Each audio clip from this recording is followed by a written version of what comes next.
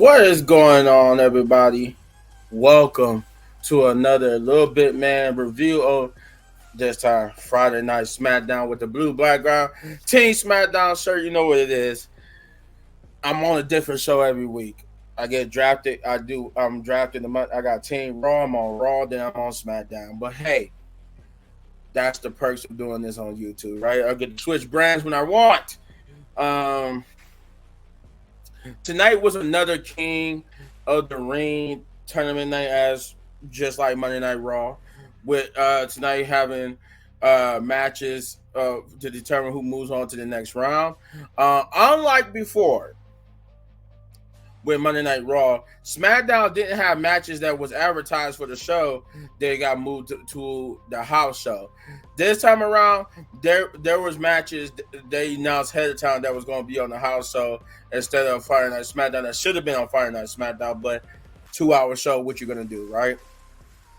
So with that being said, we get into the first segment of the night, which is Nick Aldis standing in the ring. It's a Cody Rhodes promo, but it kicked off with Nick Aldis standing in the ring to introduce the welcome everybody to Friday Night SmackDown, and he said before we get to the King and Queens tournament matches and stuff like that, we have to talk about Cody Rhodes' next opponent. So he brings out Cody Rhodes and informs Cody Rhodes that because he knows he's a fighting champion and want to defend that title as much as he can, that they have already found him another opponent for the King and Queen pay-per-view or PLE in Saudi Arabia. And you could guess, because it's Saudi Arabia, who his next opponent was going to be. I didn't think they was going to get this to SummerSlam, which would be another clue since I said SummerSlam. Out comes Logan Paul. Logan Paul is revealed to be the next challenger, and he come out and talked about how he's going to beat Cody Rhodes and become, not only the United States champion but the WWE Undisputed champion. And Cody Rhodes said that he's going to do the same, and that they both stand in raising each other's belts. There's a lot of confusion whether this is going to be like title for title, and I'm hearing that there will be that it will be title for title. So if Cody Rhodes wins, because Cody Rhodes did mention that if he wins, he will be a Grand Slam champion, because he will hold the United States Championship, something that I guess he hadn't done before, and that would make him a Grand Slam champion within WWE. So I'm guessing it is title for title, but I'm hearing people say it's just for Cody's title. So we don't know, but as of right now, because of Cody's words and what I'm hearing, it's most likely best to say that it's for title versus title, winner takes all. And then we get an AJ Styles promo backstage where he just talked about how he almost had Cody beat, and that he used the fans chanting and singing, saying that was a distraction to him, and that if it wasn't for them, he would have beat Cody. But that the next time they meet, that he will beat him, and that the King of the Ring is a good first stepping stone, and getting back to facing Cody Rhodes for the title.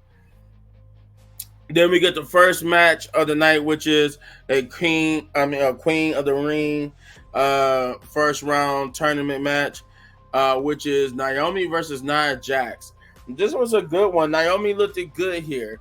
Like, I'm liking that they're not making Naomi looking like a squash opponent to Nia Jax.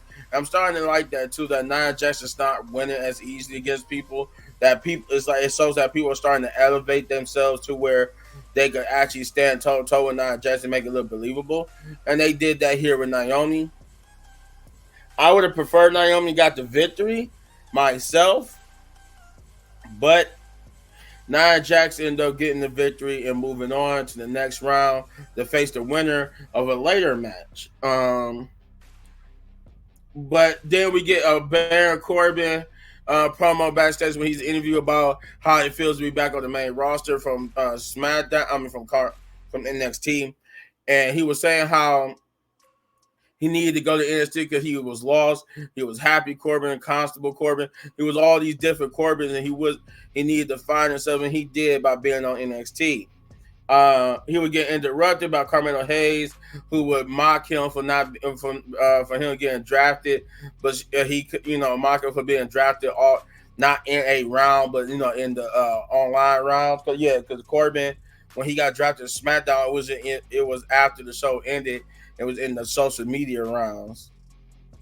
So he mocked him for that, and that he mocked Bobby Lashley for pulling out the tournament because he knew he was going to run circles around him, and said that he should have pulled out like Bobby did because now he's going to run circles around Baron Corbin. And that would be the next match we get, which is a King of the Ring first round match, which is Carmelo Hayes versus Baron Corbin. And this was a good one. It showcased they doing a good job of showcasing Carmelo Hayes. And I like it. Baron Corbin didn't look bad either. He looked good. They made him look a little bit good, but you could tell it was mostly a showcase for Carmelo, with Carmelo getting the victory. But he did get the victory like a heel, and he rolled up with a roll up and stuff like that. He didn't hit his finisher. He got a slippery win, and I like that they making Baron Corbin a baby face too. Something new with Baron Corbin.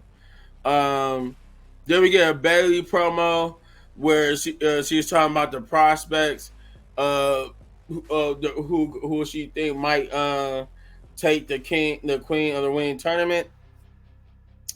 I think she mentioned that she thinks Jade might take it all. She was saying something like that. She just said Nia or Jade, but then she would get interrupted by Piper Niven and Chelsea Green, who basically tell her that she's overlooking Piper Niven. When Piper Niven wins the tournament, she's coming after basically Bayley. And as Chelsea Green leaves, Piper just standing there and staring down Bayley in her championship, but Bayley looking concerned. Then we get a Randy Orton backstage promo where he will talk about the King of the Ring and how he's going to win because it's something that he never done before.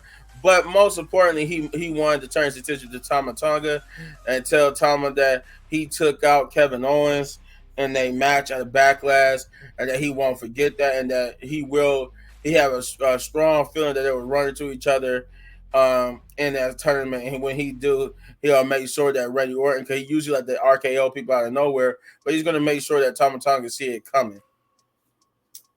Then we get another Queen of the Ring first round match, which is Jade Cargill versus Piper Niven. This was good. This was good in the fact that Jade really has improved. From what I've been told by the guys that I do the Wesley Pitt podcast with, subscribe to that if you haven't. That Jay was like basically at AEW, she was pretty horrible, but here she's improved a lot, and she's doing a lot. She's actually she did have a one-on-one that went longer than what I thought it was going to be. So I like that. I like that Triple H is slowly, gradually giving her matches that could showcase why she's a legit competitor. And I like that. And Piper looked good here too. I like that. Piper looked good against Jade Cargill. I like that how Jade hit the jaded on Piper, which was a bigger opponent. I like that they put her over really good. But yeah, Jade Cargill will win. She would definitely win, and she will move on. I think she's the one who moved on to face Nia Jax. It would be her and Nia Jax next week. Then they went straight into the next match, or at least the start of it anyway, as Jay was leaving, Bianca Belair's music would hit as she would come to the ring, which signifies that the next match. But before we get there, we had a promo from Shinsuke Nakamura warning the SmackDown roster, and then we would get to the next match, which is the fourth match, which is Bianca Belair versus Candice LeRae, which is another Queen of the Ring first round qualifying match with Bianca Belair basically looking the strong here. I mean, they did try to pull the Candice LeRae and Indy Hartwell did try to pull their dirty tactics by I think they had like at one point when the referee was distracted dealing with Candice, uh, Indy Hartwell like did like an elbow chop, like hit her with her elbow to the back of the Bianca's leg. So like Bianca's leg was targeted by Candice LeRae throughout the match, and she got a couple of pinfalls off her, but in the end, Bianca Belair would hit the KOD or the Kiss of Death to get the victory over Candice LeRae. And then we get a Bloodline promo backstage where Paul is confronted by where Paul he asked to have a moment alone with Solo, but Solo would confront him about how he lied and said that he was the one who pulled Roman for the first round, which in turn backfired because instead of being drafted first in the first round, they were drafted in the third round, and that how he lied that he's been in contact with the tribal chief, where in turn he hasn't talked to Roman since WrestleMania, but Solo reveals that he has been in contact with Solo and since WrestleMania. I mean, Solo is in contact with Roman since WrestleMania, and that Roman told Solo that while he's gone, Solo's in charge until he comes back of the Bloodline, and that Paul is now Solo's wise man. And with that being said, and a shocked Paul Heyman at this revelation, he goes in to embrace Solo for a hug, which has some weird implications. It looked like why Solo was hugging him, telling him, "It's okay, I got you, I love you." Like he was giving a look to Tama and both the Tama or the Tonga the Tonga brothers. Then we'll get the fifth match of the night, which is the King of the Ring tournament, King of the Ring first round match, which is Angelo Dawkins versus Tama Tonga. Now it was originally for to be Bobby Lashley versus Tama Tonga, but Bobby Lashley was injured. Was injured doing working out, so he had to pull out, and they put Angelo Dawkins in his place. I don't know if this is.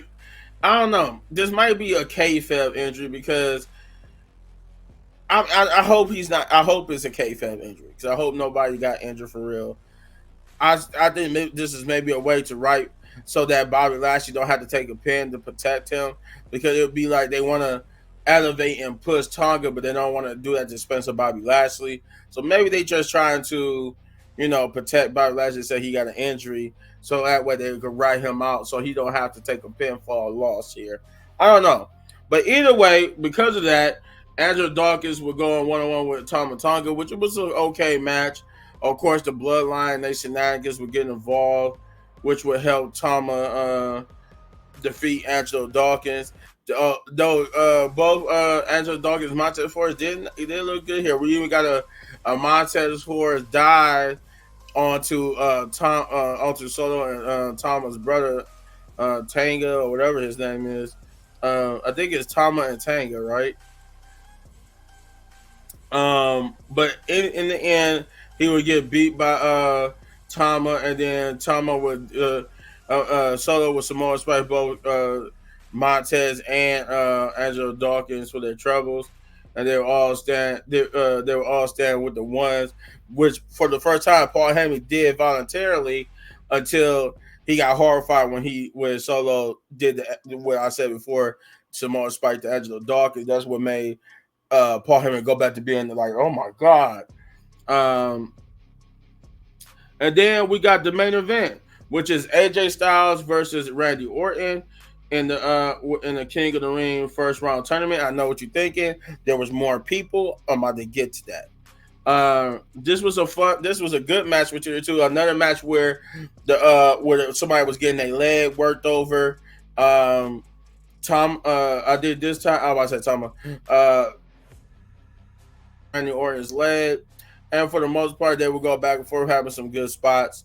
But Randy Orton would hit an RKO out of nowhere after Edge Styles attempted a Styles clash, but then uh, but he would get reversed into to an RKO.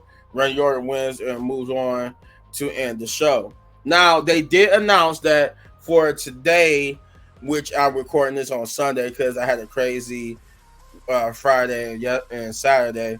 But because I'm recording this on a Sunday, I do know who won their matches for yesterday, which is Saturday.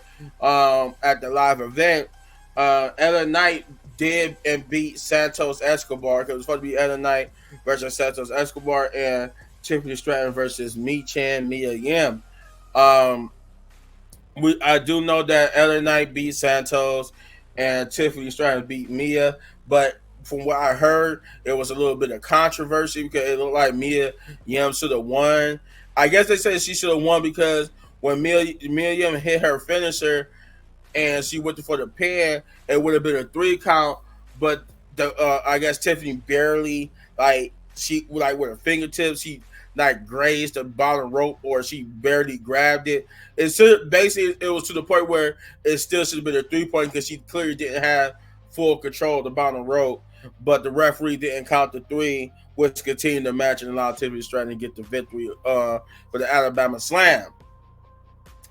I know that tonight is supposed to be Kofi Kingston versus Rey Mysterio and Zelina Vega versus Shayna Baszler, but due to another injury, I guess Zelina Vega is injured, and then Adam Pearce announced on socials that Zelina Vega will be replaced by what's her name, Maxine Dupree. With that being said, though, this was a good Friday Night Smackdown that was King of the Ring heavy. It focused on the King of the Ring. Everything was King of the Ring. The only difference with Friday over Monday was that they didn't have like a one. There was not one single match that wasn't in King of the Ring because everything on Monday, every match except for one was a King of the Ring match.